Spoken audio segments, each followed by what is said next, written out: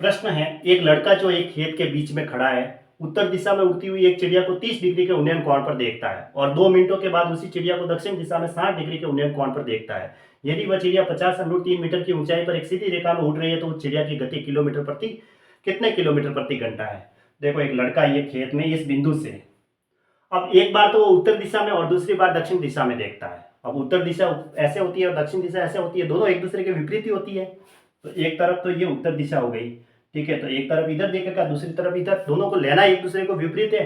हम दिशा को इसी ऐसी स्थिति में रहते हैं ताकि ऊपर की ओर देख सकें, ऐसी स्थिति में रहते हैं, ठीक है।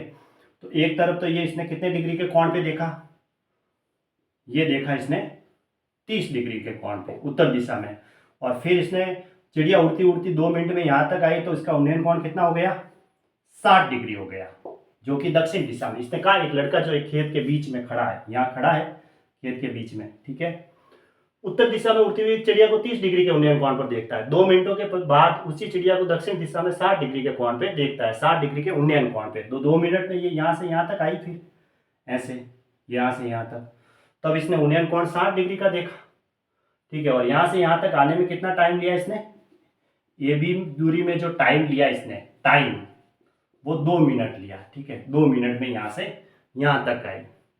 यदि वह चिड़िया 50 √3 मीटर की ऊंचाई पर उड़ रही है, यानी ये ऊंचाई दे रखी है हमें, कितनी दे रखी है, 50 √3 मीटर, ठीक है।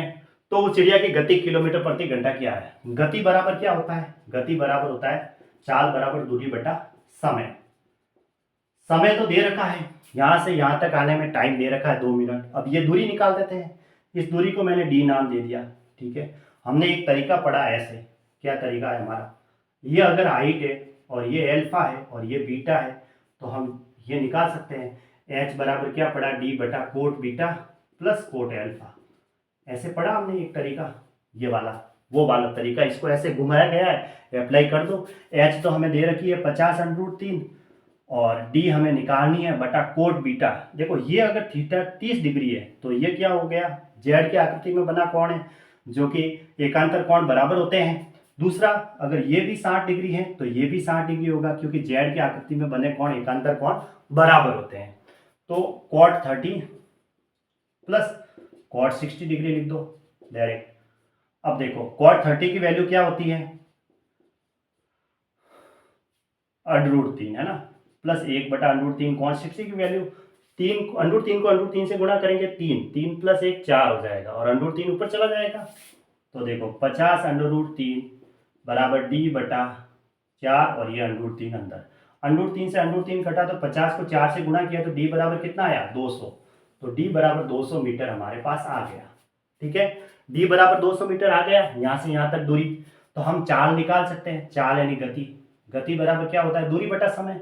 ये दूरी हमारे पास 200 मीटर आई और समय दे रखा है 2 मिनट, जिसको मैं सेकंड में बदलूंगा तो कितना होगा, 2 गुणा 60 सेकेंड, ऐसे यही होगा। 1 मिनट में 60 सेकंड होता है तो 2 से गुणा कर दो, तो 2 कितना आया, 2 गुणा 60।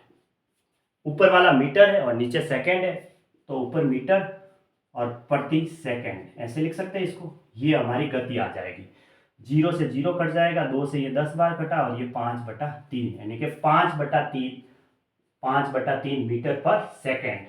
अब इसको किलोमीटर प्रति घंटे में बदलना है तो 5/3 ऐसा कैसा और 18/5 से गुणा कर दो, तो 3 से इसको काटेंगे 6 बार तो 6 किलोमीटर प्रति घंटा आ जाएगा। ये हमारा आंसर आ जाएगा, 6 किलोमीटर प्रति घंटा, ऑप्शन सी सही है।